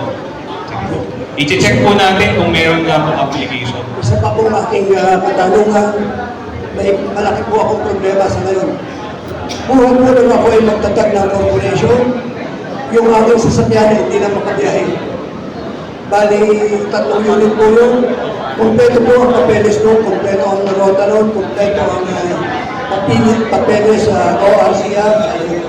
Bakit hindi po makabiyahe sir? Ay siguro po matigas ang gulong ko.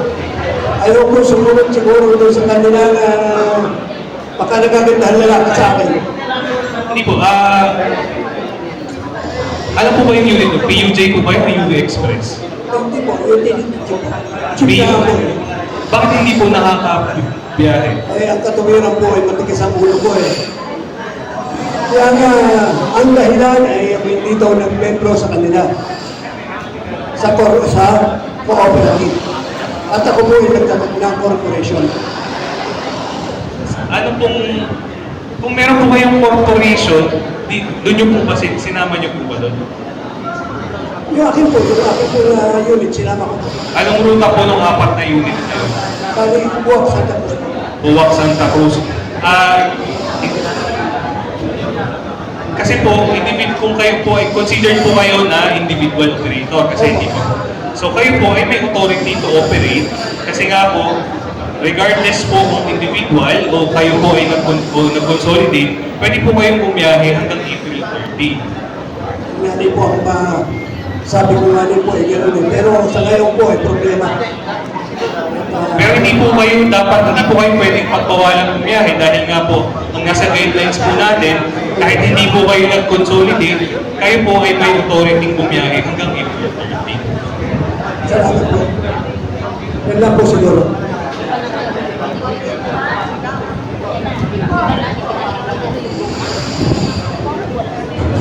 Magandang hapon po sa atin lahat. Ako po ay sa Mugbog. Ako po ay may 2 unit sa barangay po na biyahe. Ay ito po ay halos 3 beses lang ako kabiyahe dahil po sa tricycle. Yun lang po ang gusto po inyong bigyan ng linaw kung paano natin malimitahan yung tricycle na yan. 3 beses lang po. Wala na pong wala na pong biyahe ito. Salamat po. Sa rin pong operation ng tricycle sa ano po yan, sa ilalim po yan ng ating local government unit. Ano po? So, kung mayroon po kayong concern regarding sa kanila, meron po ba tayong office para doon sa mga tricycles? May local franchising po ba tayo? Sir, yung pong franchise ng tricycle ay nasa munisipyo, local LGU. Opo, tama po. Yun nga po, kaya po yung concern po natin na tungkol sa pagbiyahe nila, kung halimbawa hindi po sila otorisado doon, idulong po natin yun sa LGU kasi sila po yung may jurisdiction po.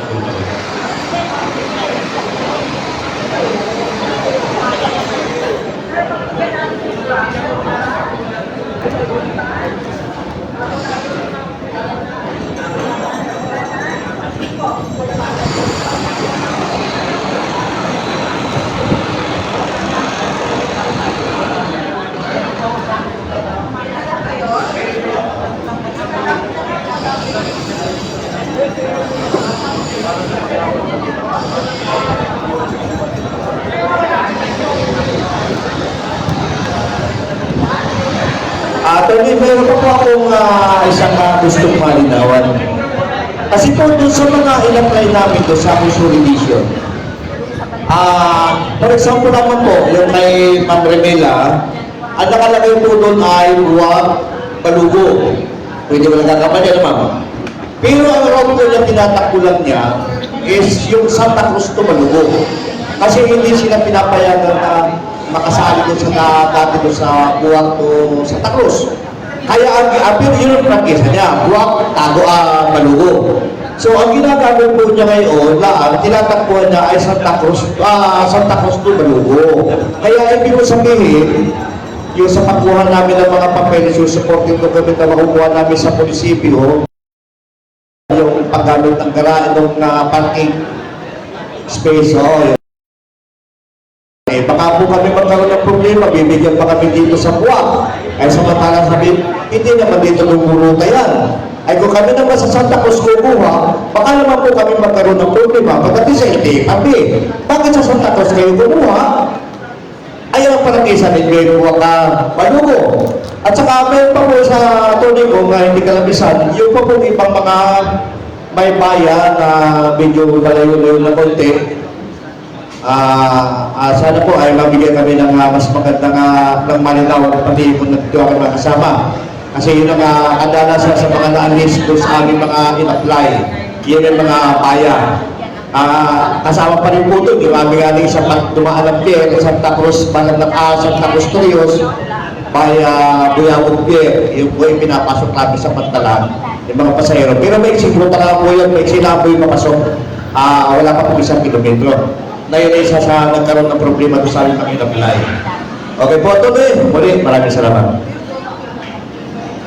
Sinusunod po kasi natin kung ano yung nandun sa original na individual franchise. Ano po, kung ang sabi sa binigay dati ng individual franchise, doon po dapat sa tumatakbo. Hindi po dapat Santa Cruz to Balugo.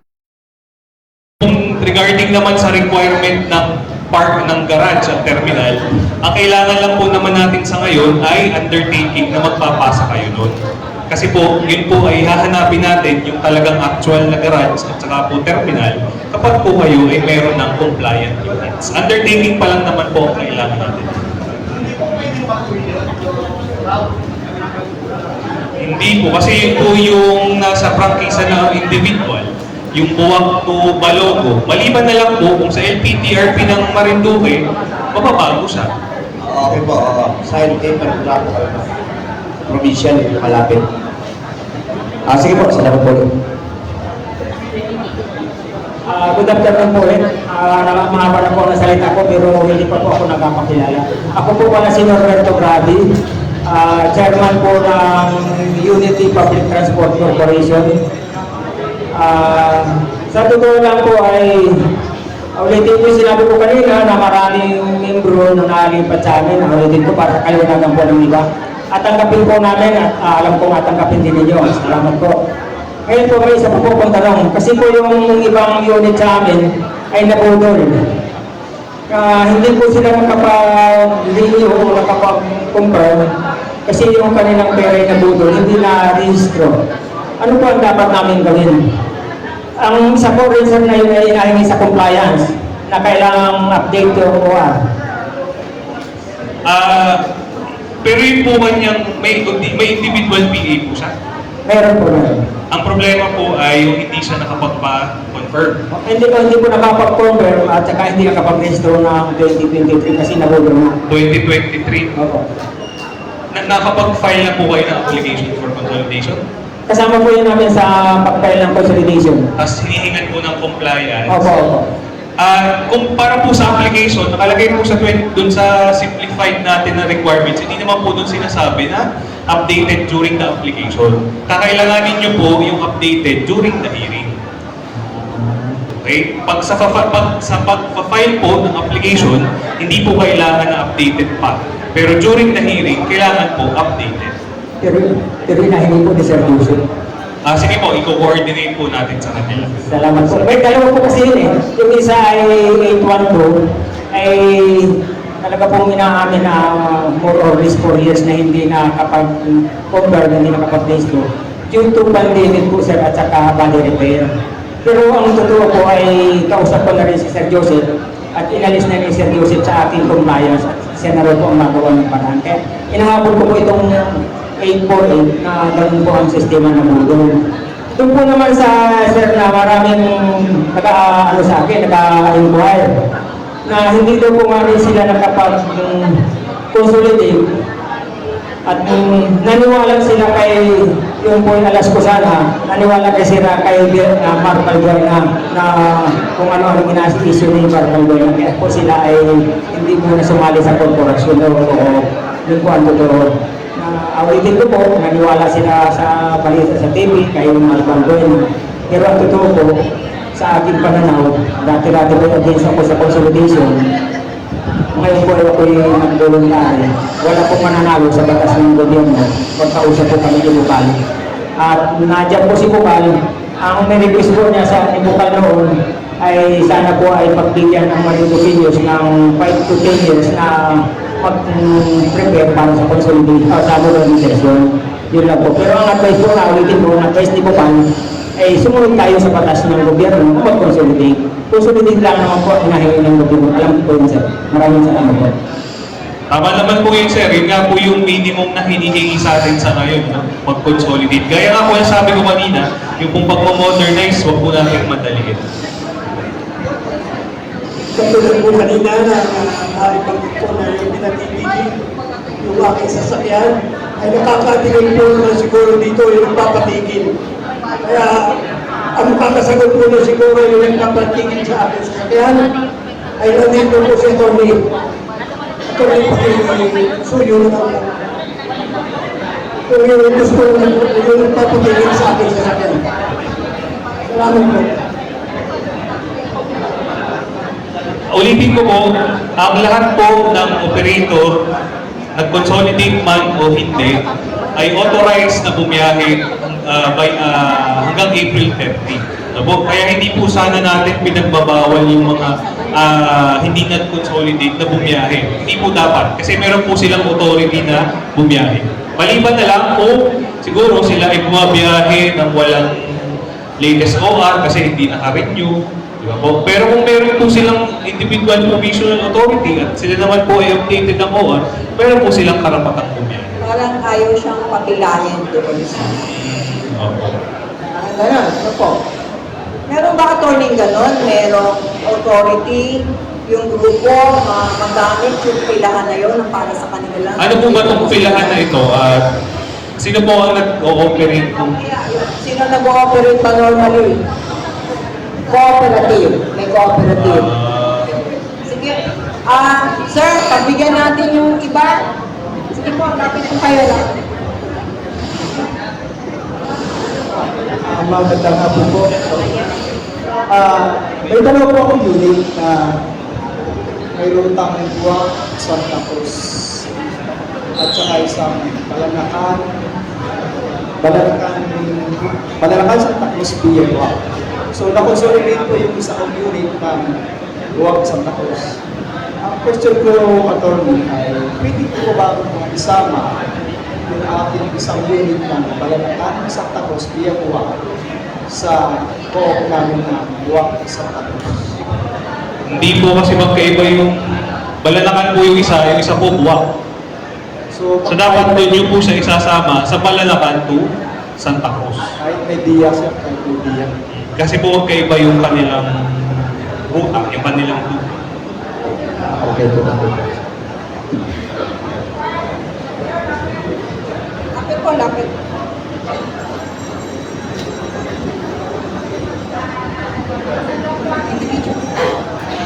Isang mapagpalang hapon po sa ating lahat sa pagpamaghala po ng ating TFRB, Sir Roy Llagan. Sa kagalanggalan po nating Bukal, Antonio Mangkukal, sa pamumuno po ng ating punong pananawigan, kagalanggalan Presidente ni Velasco, Magamat Supuyola, kay Pampunanan sa pamumuno po ng PDO. Ang tanong ko lang po pinarinig, dito po sa amin sa Buwak, doon po sa parking area. Sino po, kasi po alam ko ito ay ino-operate ng pamahala ng munisipyo, pamahala ng pamahalang pananawigan.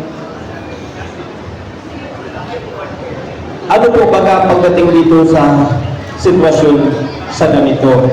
May dalawang kooperatiba po na pumipila dito, korporasyon, cooperative. Di ba po ba dapat ay pila-pila? Baga magpila-pila po naman.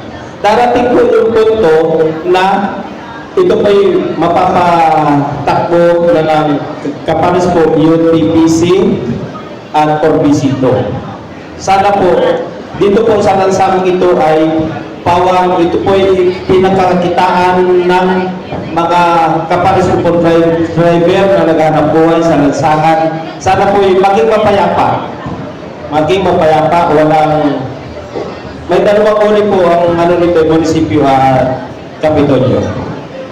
Hindi po kayo. O kung munisipyo lamang po ay sa munisipyo lamang po. Ay kami po ay humihingi dito ng inyong suporta sapagkat ito po ay gusto namin maging patas, legal po yung dapat pumila ay makapila. Yung po kasing manage, ano po ito, terminal po operated by the LGU po? Opo, by the LGU po. Opo, doon po tayo makipag-coordinate kasi sila po yung o-operate nun. Ang operations po ng terminal, sa LGU po yun, sir. Ay paano po sir, ito po ngayon ay sa LGU. Paano po pag kami ay na-modernize na, yung talaga na-modernize na dapat kami may sariling parking area. Ay kaya po, ngayon pa lamang, ay isinasampa po namin sa aming pagpaplano na kami humihingi ng tulong kung sa panglalawigan o sa munisipyo na yung paglabas po ng kanilang aming mga local, sabi nyo kanina, local development plan, ay papasama po kami doon sa pag-aluluruta na doon dapat kami ay mailagay sa parking ng sentro sa bayan ng Buwak. Salamat po. Nandito naman po ang ating representative from the LGU at yun po ay nakuha naman po nila yung inyong concern po regarding sa terminal po. Siguro po terminal ang inyong terminal, hindi po parking kasi magkaiba po si terminal sa garage, so magkaiba po yan. Ang terminal, doon po tayo nagsasakay, nagbababa ng pasahero. Ang garage, doon natin nilalagay yung sasakyan habang hindi bumabiyahe. Magkaiba po yun. Pero ang terminal po, pwede po nga operated yan ng LGU. Isa na lang natin. Ngayon ay na-notice namin na yung pagkakaroon ng mga dalawang ESU, Transport Service Entity, sa pagkaparehas na rota, isang korporasyon at isang association. Yan po ba ay pagdating ng panahon ay dadaan sa selection process kung sino ang capable na mag-run doon sa isang rota na yun? Yun kung ang ruta po ay yung rationalize, ibig sabihin ito ay existing na modify lang. Yun kung dalawang samahan na yun, sino yung may karapatang bumiyahe doon? Bali, ang mangyayari, maghahati sila sa pilang ng authorized units na ilalabas sa LPTRP. Maghahati po sila. Tama yung attorney, kasi kung maobserbahan ko ninyo, ang daming binubuksan ng kalsada ngayon, yung mga diversion. So, hindi pa yun kasama sa route plan natin. Pero yung tinatawag natin new or developmental routes, isasama na po yun. So, yung tanong po ni Dr. Bertas, kung sino ang magkakaroon ng authority para dumaan o magamit yung rutang yun, ay pag-uusapan po. So, okay, kasama yun. Sabi nga, parang may bidding din kung sino yung pwedeng dumaan doon sa rutang. Additional routes na yan. Pag po kasi new or developmental routes, lahat po ng mga transport service entities na interesado ay pwedeng mag-apply. Bukas po yun sa lahat. Kahit pa iba yung tinatakbuhan yung ruta. Bukas po yun sa lahat. At pipiliin po, base sa inyong mga pinasang requirement, kung sino yung makakakuha ng ruta yun. Pag po new or developmental.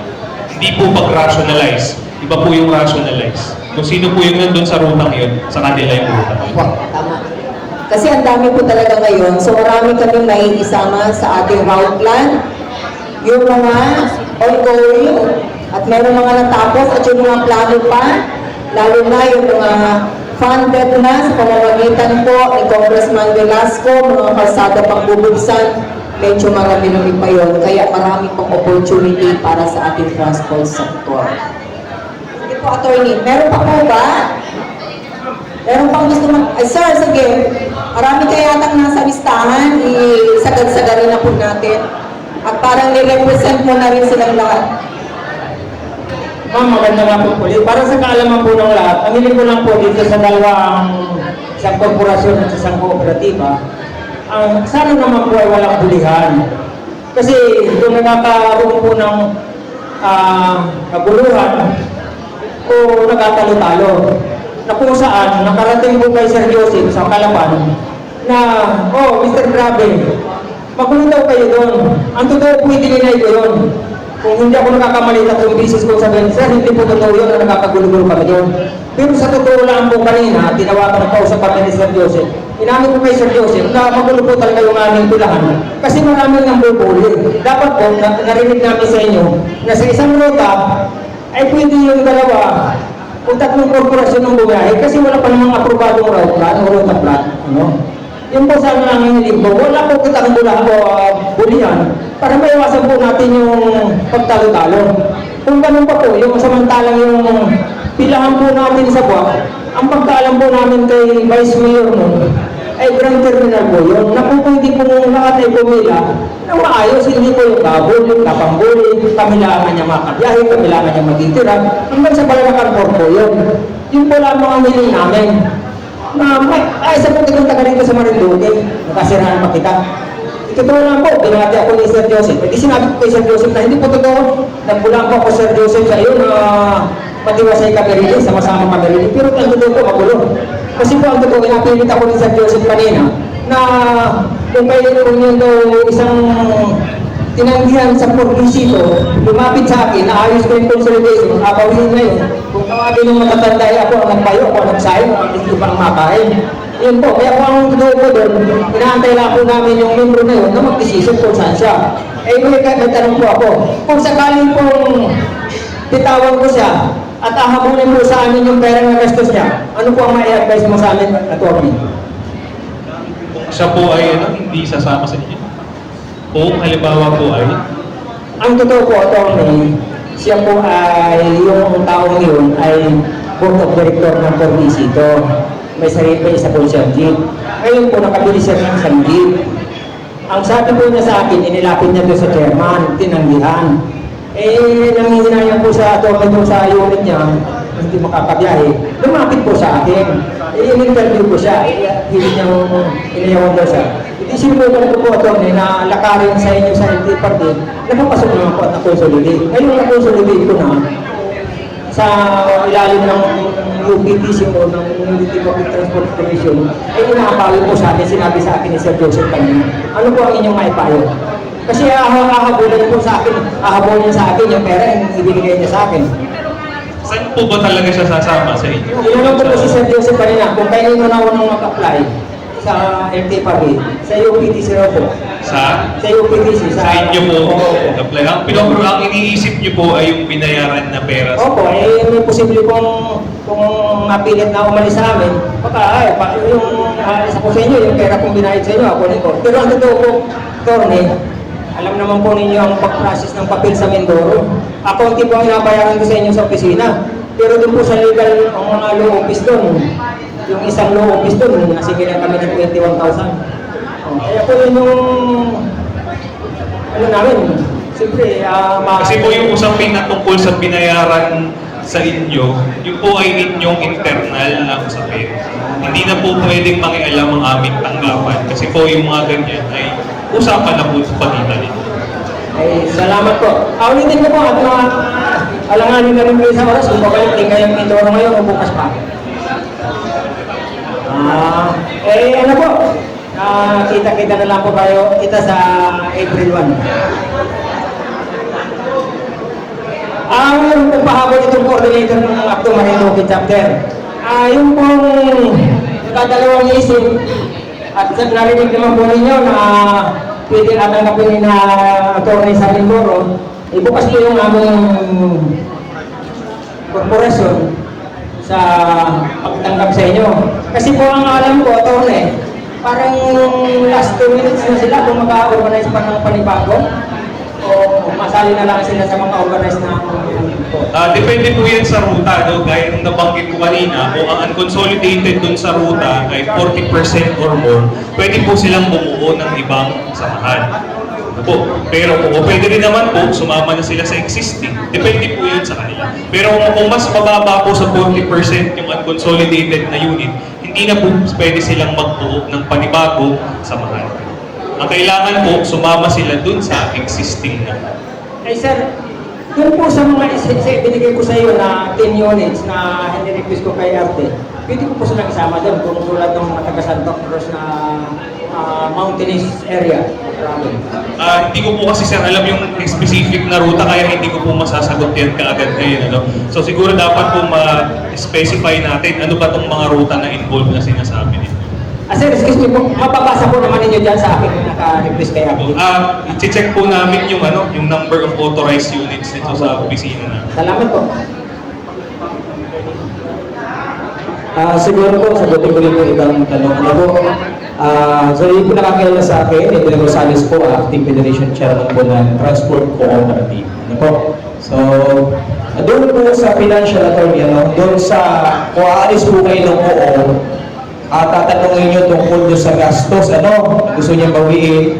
Sa kooperatiba po, natin lang po ang ating chairman, ang ating OIC po ng CDA, ang pwede na po nyo i-claim, kung kayo galing sa cooperative at gusto nyo umalis, ang pwede lang nyo po i-claim dyan ay yung inyong share capital. Ano po? Yung iba pong gastos na pinagkasundo yung internal na po ninyo yun. Ano po? Para po mas malinaw, baka kunin nyo lahat ng ginastos, binigay ko pera, binigay nyo, ay nakadepende po yun una-una doon sa inyong bylaws. Pero kung meron po kayo pwedeng bawiin po dyan sa inyong kooperatiba, ay yun lamang inyong share capital. Malinaw po ba ka? Okay po. Thank you po. One last para tayo ay dumako na sa ating. Hello. Magandang hapon po, Atty. Kay Bukan, sa ating mga bisita, sa mga operator. Atty. Ako po may katanungan. Ang katanungan ko po ay ganito. Ako po ay nakabili ng unit na jeep. Ito po ay biyaheng Labo, Santa Cruz, Palanakan. Ang aking pong, gusto ko pong mag-consolidation. Ang gusto ko lang pong malaman, alin po ang aking gagamitin pangalan? Yung po nasa WRCR na tunay na may-ari o ako na bumili ng aking po sasakyan? Sino po yung nasa prangkisa na nabigay, yun po ang ilalagay sa application.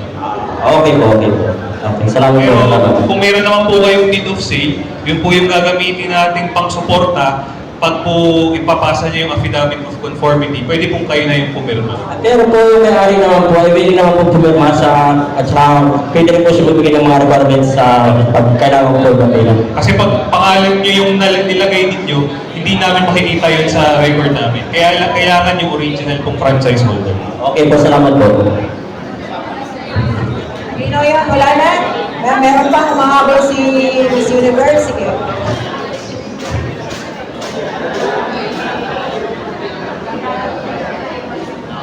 Good afternoon po. Ma'am, ako po ay bagong good afternoon po, attorney. Itong tanong ko po ay hindi po tungkol sa consolidation, kundi ito po yung parang follow po kay Kuya na tanong tungkol po sa mga bumili ng sasakyan. Ay ngayon po, ay gusto na pong ipalipat nung binila namin yung pangalan ng sasakyan, yung owner po. Ay open na po bagang LTFRB ngayon. Dahil sabi po ay may memo daw po na na-stop ang pagpapalipat. Bumalik po yun na inaalaw na po uli natin na malipat sa original franchise holder papunta po sa bagong may-ari.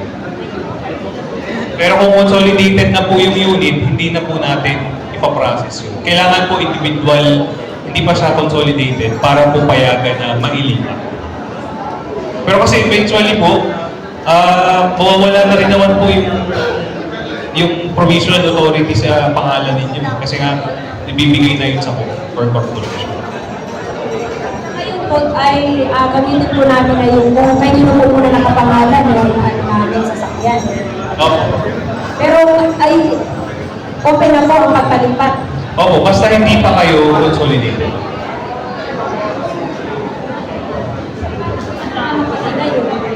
Hindi pa po kami. Kasi po kung ililipat nyo siya, eventually nga po gaya na sabi ko, maalis na din naman sa inyo eh. So parang baga, maglalabas kayo ng resources ninyo, mabayad ninyo, tapos in the end, hindi rin naman na yun mapupunta sa inyo. So siguro, ang ano natin, huwag nila lang ilipat. Palipat ako sa amin ng malaki. Kaya yung nakakala sa pagpaperma-perma. Pero Hindi mo, bigay. Oo, para po pag SPA po, hindi kayo na lang lagi ang pipirma sa mga transactions. Salamat. General na lang yung SPA para lahat ng mga usapin tungkol sa LTFRB, kayo na po yung authorize sa pumirma. Now, wala na? Sige.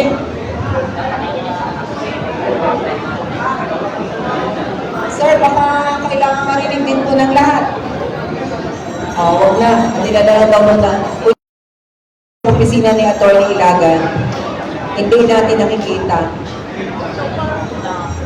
Doon po sa mga hindi pa rin po nakakaintindihan. Ito, once na kayo po ay nagpa-consolidate at kayo membro ng kooperatiba, from your individual name ng inyong prangkisa, malilipat na po yan sa pangalan ng kooperatiba o ng inyong korporasyon. Ano po, baka may magulat kayo, bakit yung prangkisa ko ay hindi na sa pangalan ko o di nakapangalan na sa cooperative? Kasi yun po talaga yung mandato. Malilipat po yun sa pangalan ng kooperatiba. Pero kayo naman, may arrangement naman kayo, as member po kayo, ay naman po ay membro, pero naman kayo po, between naman doon sa inyong kooperatiba. Ano po, yun po yung mas malinaw. Kasi makapagulat po kayo, bakit nawalan na sa pangalan ko, nakapangalan na sa kooperatiba. Ano po? May mga tanong na po? Siguro yung habang dito Marian na po, dahil totoo po, napaka-ikli po lahat, i-raise natin yung concern po ninyo. May number naman po, pwede kami sa Marinduque News, ipopost po namin yung kanilang hotline, ano po, at para po, doon po kayo mag-order, even the email, email po nila, para lahat ng inyong concern na gusto nyo ihabol, ay doon po nyo i-connect. Ano po? And pahabol ko rin siguro, at Tito Marian, yung po may mga concern tungkol po sa inyong kooperatiba, ay nandito po ang ating CDA. Ano po? Pwede po kayong mag-coordinate sa kanilang tanggapan. Lalo na po yung may mga problema po ang inyong kooperatiba, ay pwede po kayong mag-coordinate. Pwede rin po yung picture mo ito.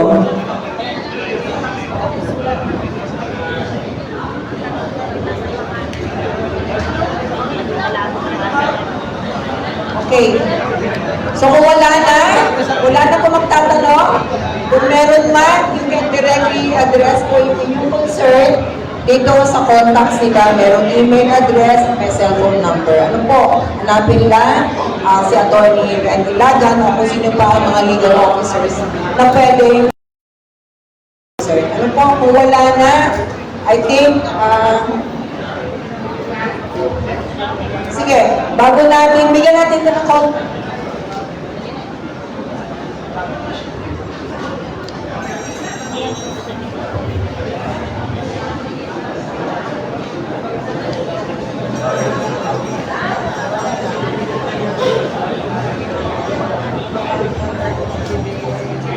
Sige, bago po natin ibigay sa ating pong ginagalang na provincial board member ang pagkakataon para makapagbigay ng kanyang closing message, ang kasama po natin na OIC ng CDA ngayon, si Ma'am Hazel ay magbibigay lang ng counting impormasyon o advice probably sa bahagi ng CDA para makatulong din po sa ating lahat. Ma'am Hazel. Thank you, Atty. Ren. Thank you so much.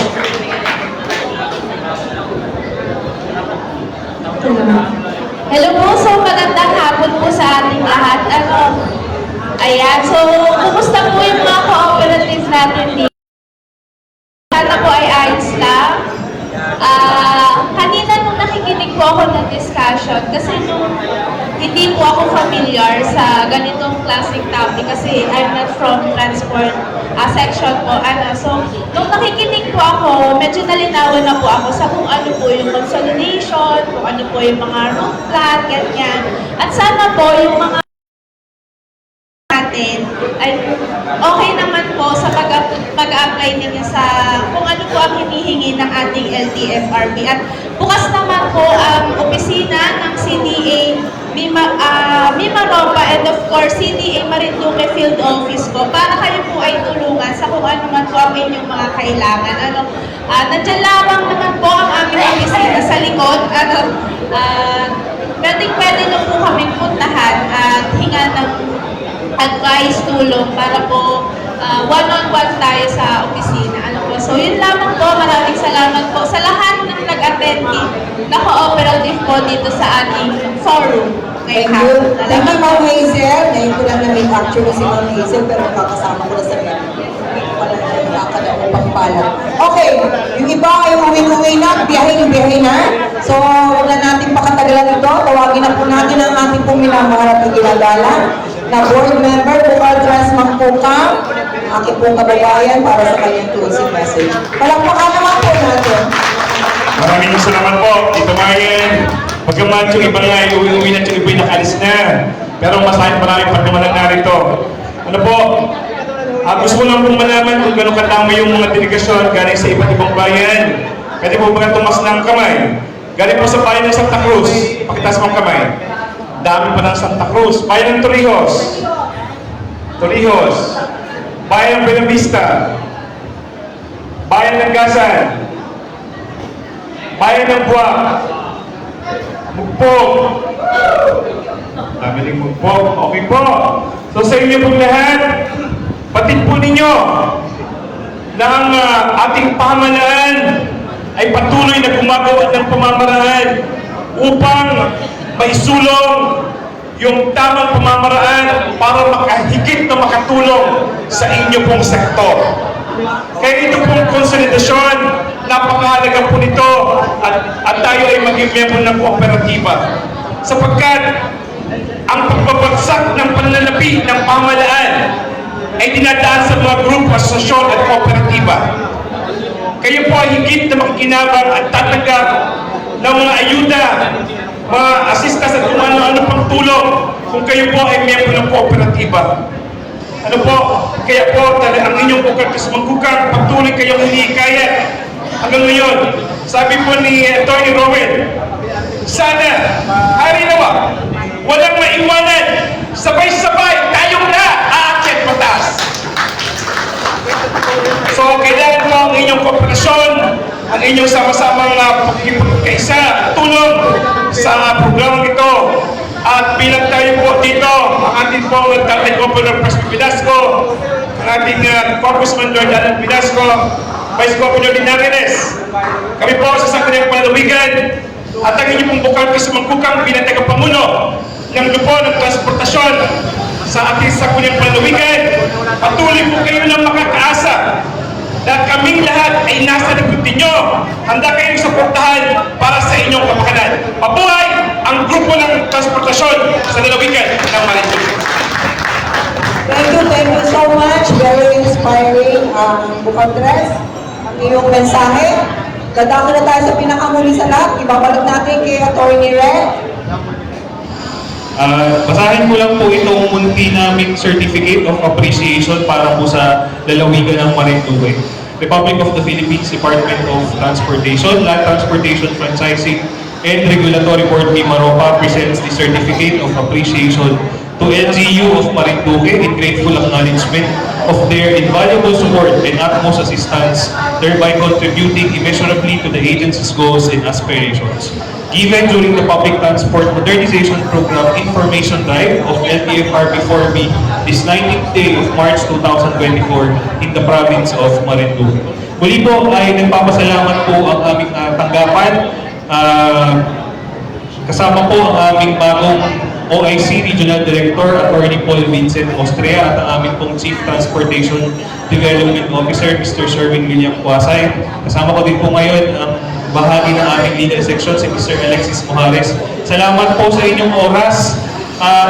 Nandito po yung aming kaninang contact number para po sa anumang inyong concerns. Tawagan niyo po ang aming opisina at kami po ay masayang tutulong para sa inyo. Maraming salamat po. Ay, ma'am.